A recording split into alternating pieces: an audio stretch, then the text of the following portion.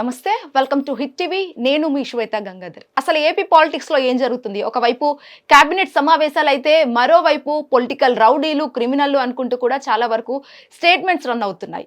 అసలు ఏ విధంగా ఇవన్నీ జరుగుతున్నాయి, మరి దీంట్లో ఉన్న డెప్త్ ఏంటితో ఇండెప్త్ గా తెలుసుకుందాం. ప్రస్తుతం మనతో పాటు ఉన్నారు YSRCP state spokes person Madhusudan Reddy గారు ఉన్నారు. ఒక్కసారి వారి మాటలు తెలుసుకుందాం. సార్ నమస్తే. సార్ నమస్తే సార్, మీ లీడర్ని, మీ పార్టీ అధినేతని సీఎం ఎవరైతే చంద్రబాబు నాయుడు ఉన్నారో ఆయన కొన్ని వ్యాఖ్యలు చేయడం జరిగింది.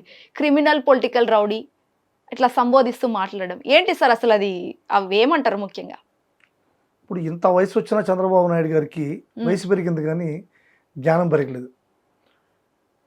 ఇప్పుడు జగన్మోహన్ రెడ్డి గారినే కాదు, గతంలో ఉన్నటువంటి ప్రతి ముఖ్యమంత్రిని కూడా ఇదే విధంగా మాట్లాడడం అనేటువంటిది ఆయన నైజం. అసలు ఆయన ముఖ్యమంత్రి కావడానికి చేసిన ప్రక్రియే ఆయన యొక్క మానసిక సిద్ధాంతాన్ని బయటపెడుతుంది. సాక్షాత్తు దైవ సమానులంటి ఎన్టీఆర్ని ఎంతో అభిమానంగా పిల్లనిచ్చి తన పార్టీలోకి అందరూ నాయకులు కూడా వద్దంటున్నా కానీ చంద్రబాబు నాయుడు గారిని అల్లుడు అని చెప్పి తీసుకొని ఒక మంత్రి పదవి ఇచ్చి, ఒక ఎమ్మెల్యే స్థానం ఇచ్చి, ఇంత చేసినటువంటి ఎన్టీ రామారావు గారిని కూడా, దైవ సమానమైనటువంటి ఎన్టీ రామారావుని కూడా నువ్వు తగదు, అసలు నువ్వు పనికిరావు, నువ్వు రాజ్యాధికారానికి పనికిరావు, నువ్వు ముఖ్యమంత్రిగా పనికిరావు అనే కదా ఆయన వెన్నుపోటు పొడిచాడు. ఆ తర్వాత రామారావు గారు చనిపోయేంత వరకు కూడా రామారావు ఏ విధంగా క్రిమినల్ లీడు, చంద్రబాబు నాయుడు నా అల్లుడు అని చెప్పని తీసుకొచ్చాను, క్రిమినల్, దొంగ, ఇంతటి నీచుడు, నికృష్టుడు ఎవరు ఉండరు అని చెప్పని ఎన్టీ రామారావు గారు సాక్షాత్తు దైవ సమానులు ఏ విధంగా చెప్పారో మనం చెప్తాం. దానికన్నా జగన్మోహన్ రెడ్డిని చంద్రబాబు నాయుడు ఏం చెప్తారులేండి. అందువల్ల ఎవరు నీచుడు, ఎవరు క్రిమినల్, ఎవరు అంతకుడు, ఎవరు దుర్మార్గుడు, ఎవరు వెన్నుపోటుదారుడు, ఎవరు అవినీతిపరుడు అనేటువంటిది రాష్ట్ర ప్రజలకు అందరికీ తెలుసు. రామారావు దగ్గర నుంచి రాష్ట్ర ప్రజల దాకా అందరికీ తెలుసు. అతనే చంద్రబాబు నాయుడు జగన్మోహన్ రెడ్డి గారిని క్రిమినల్ అని చెప్పినంత మాత్రం జగన్మోహన్ రెడ్డి గారు ఎట్టి పరిస్థితుల్లో క్రిమినల్ కారు. జగన్మోహన్ రెడ్డి గారు ఒక సిద్ధాంతంలో ప్రజల కోసం, ప్రజా సంక్షేమం కోసం, రాష్ట్ర ప్రయోజనాల కోసం ఈ రోజు కూడా ఏ విధంగా పరితపిస్తున్నారో రాష్ట్ర ప్రజలందరికీ కూడా తెలుసు. ఆయన ప్రవేశపెట్టినటువంటి ఈ సంక్షేమ పథకాలే ఆయన్ని ముందుకు తీసుకెళ్లేటువంటి పరిస్థితి. ఈరోజు నేను సూటిగా చంద్రబాబు నాయుడు గారిని ప్రశ్నిస్తున్నా.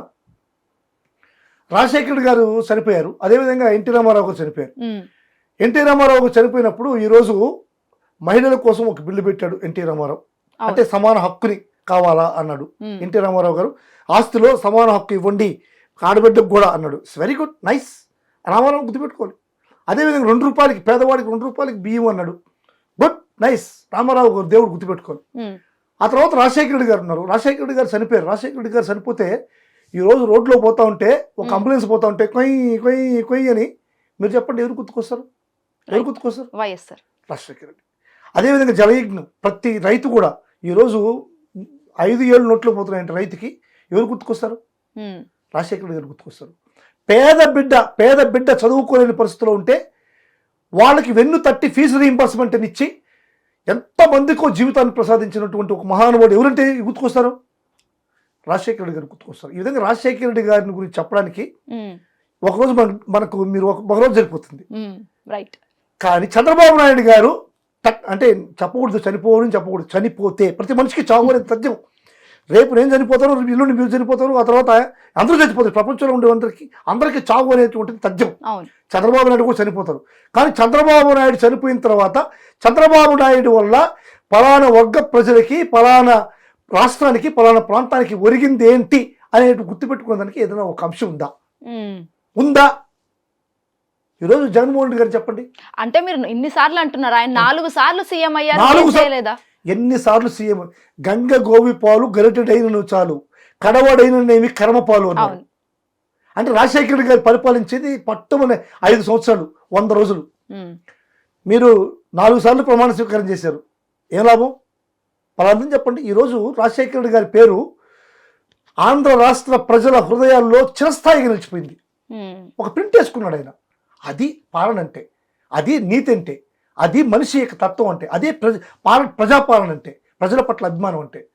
ఎంతసేపు దోచేద్దాం, దాచేద్దాం, నా కొడుక్కి ఏమవుతుంది, నా కొడుక్కి ఎంత ఆస్తి సంపాదిస్తున్నాను, నా మనవడికి ఎంత ఆస్తి సంపాదిస్తున్నాను, నా కులపోళ్ళకి ఏం దోసి పెడుతున్నాను, నా పచ్చ జోబీలు దొరుకుతున్నటువంటి పచ్చ జోబీలకి ఎంత డబ్బు పోతుంది, నా బినామీలకి ఎంత డబ్బు ఉంది, నా అనుయుల దగ్గర ఎంత ఆస్తులు కూడబెడుతున్నారు. వాళ్ళందరికీ ఎంత ఆస్తు సంపాదిస్తున్నారనేటువంటి ఒక నీతి నియమం లేనటువంటి దుష్టపాలన చేస్తాడు ఆయన చంద్రబాబు నాయుడు. ప్రజల కోసం, ప్రజల సమస్యల కోసం, రాష్ట్ర ప్రయోజనాల కోసం ఒక్క రోజున ఆలోచించేటువంటి పరిస్థితి చంద్రబాబు నాయుడు గారికి ఉందా? అటువంటి వ్యక్తి ఈరోజు జగన్మోహన్ రెడ్డి క్రిమినల్ అంటే రాష్ట్ర ప్రజలు నవ్వుతున్నారు. అంటే రాయలసీమకు కూడా జగన్ చేసింది ఏంటి, ఒరిగిచ్చింది ఏంటి అని కూడా అంటున్నారు కదా. మరి ఇప్పుడు రాష్ట్ర ప్రయోజనాల కోసం జగన్మోహన్ రెడ్డి గారు మీరు రాయలసీమ కోసం చెప్పారంటే నేను చెప్తున్నాను, ఈ మధ్యకాలంలో సాక్షాత్తు తెలంగాణ సీఎం రేవంత్ రెడ్డి గారు సాక్షాత్ అసెంబ్లీలో చెప్పారు. ఏం చెప్పారు? రాయలసీమ ఎత్తిపోతల పథకాన్ని, రాయలసీమ ఎత్తిపోతల పథకం అనేటువంటిది గుండెకాయ లాంటిది ఈ రాయలసీమకి. రాయలసీమలో పుట్టిన బిడ్డ చంద్రబాబు నాయుడు, జగన్మోహన్ కూడా రాయలసీమలో పుట్టారు, రాయలసీమలో పుట్టిన బిడ్డ. రాష్ట్రంలో ఉన్నటువంటి రాయలసీమలో కరువు ప్రాంతాన్ని గుర్తించి జగన్మోహన్ రెడ్డి ఎన్ని కష్టాలు వచ్చినా సరే తండ్రిపాటులో పోతిరెడ్డిపాడు గ్రావిటీ దీన్ని తగ్గిపోతున్నదని చెప్పని, ఎందుకంటే 845, 850కి లెవెల్కి వస్తే కానీ పోతిరెడ్డిపాడులో నీళ్లు రావు. ఆ పక్క తెలంగాణ వాళ్ళు ఈ పవర్ జనరేషన్కి అని చెప్పని అక్కడ ఉన్నటువంటి ఎత్తిపోతల పథకాల దిండి ఎత్తిపోతల పథకం వల్ల 790కే నీటి మట్టం పోతా ఉంది. కాబట్టి మనం కూడా ఖచ్చితంగా ఒక ఎత్తిపోతల పథకం ఆ రాయలసీమకు కానీ నెల్లూరు ప్రకాశం జిల్లాలకు కావాలనేటువంటి ఉద్దేశంతో రాయలసీమ ఎత్తిపోతల పథకాన్ని పెడితే దానికి ఎన్ని అడ్డంకులు మీ ఎమ్మెల్యేల దగ్గర, ఎంతమంది దగ్గర కోర్టులో స్టేలు తెప్పించావు, ఎన్జిటీలో కేసులు వేయించావు, ఇన్ని చేయాలని ఆపించినా కానీ ఆపకుండా చేసినటువంటి జగన్మోహన్ రెడ్డి గొప్పడా? రాష్ట్ర ప్రయోజనాలు పక్కన పెట్టి రేవంత్ రెడ్డి ఏదో చెప్పాడు అంటే, రేవంత్ రెడ్డి చెప్పిన మాటలే మనం నన్ను తప్పుబాటు పక్కన రేవంత్ రెడ్డి గారు చెప్పారు, నేనే చంద్రబాబుకు చెప్పి ఆపాను అన్నాడు. అది ఎక్కడో పబ్లిక్ మీటింగ్లో 10 మంది నిలబడుకుంటామని చెప్పలా, సాక్షాత్తు దేవాలయం లాంటి అసెంబ్లీలో చెప్పాడు. రేవంత్ రెడ్డి మాటలు తప్ప ఖండించావా చంద్రబాబు గారు? ఖండించారా మీరు? రేవంత్ రెడ్డి గారు ఏం మాట్లాడుతున్నారు మీరు? మా రాష్ట్ర ప్రయోజనాలు నీకు ఎందుకు తాకట్టు పెడతాం, నన్ను ఎందుకు నువ్వు ఆపావు, నేను ఈరోజు ఆపలేదు, జరుగుతుంది పని అని చెప్పి ఖండించావా? ఖండించలేదంటే మౌనం అంగీకారమే కదా. రైట్. మరి అటువంటిప్పుడు రాష్ట్ర ప్రయోజనాల కోసం, మన రాయలసీమ ప్రయోజనాల కోసం జగన్మోహన్ రెడ్డి చేయలేదంటే ఎట్టా? చంద్రబాబు రాయలసీమ ద్రోహి, రాయలసీమ రైతులకు ద్రోహి. చిరస్థాయిగా రాయలసీమలో ఉన్నటువంటి రైతులు, నెల్లూరు ప్రకాశం జిల్లాలో ఉన్నటువంటి రైతులు చంద్రబాబుని చింతించుకునేటువంటి పరిస్థితి. వాళ్ళ ద్రోహి చంద్రబాబు. ఖచ్చితంగా తగిన మూల్యం చెల్లించుకోవాల్సిన అవసరం ఉంది చంద్రబాబు గారికి. రైట్. హిట్ టీవీ యాప్, ఇందులో short news, live news, entertainment shows, movies, digital magazines తో పాటు మీ జిల్లా వార్తలను కూడా ఫ్రీగా చూడొచ్చు.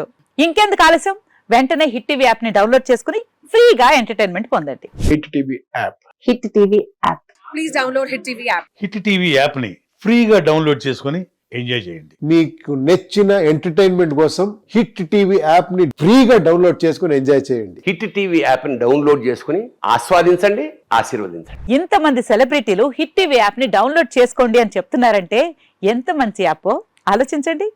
అమెరికా అమెరికా అమెరికా అమెరికాలో చదవాలనుకునే వాళ్ళకి విశ్వసనీయమైన పేరు మన శౌర్య కన్సల్టెన్సీ.